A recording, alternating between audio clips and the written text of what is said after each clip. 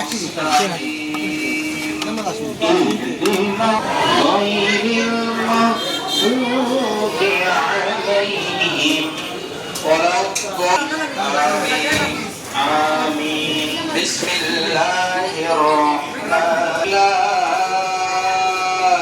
আলাইকুম।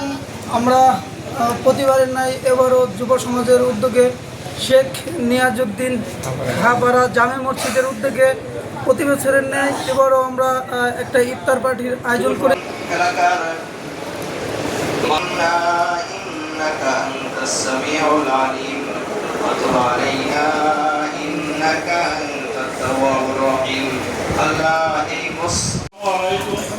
আমাদের এই শেখ নিয়াজউদ্দিন মুন্সি খাপাড়া জামে মসজিদের ইমাম সাহেব হাফেজ মৌলানা মিজানুর রহমানের উদ্যোগে যে 8 জন বাচ্চার কোরআন হাতে দেওয়া হলো, আমরা ইনশাল্লাহ এতে খুব গর্বিত।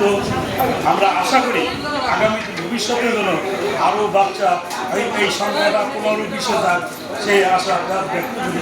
পাশাপাশি আমাদের এলাকা আমাদের কমিটির পক্ষ থেকে এই ব্যাপারে আমরা সার্বিক সহযোগিতা করব, এই বলে আমি আমার সংক্ষিপ্ত বক্তব্য শেষ করি। আল্লাহ।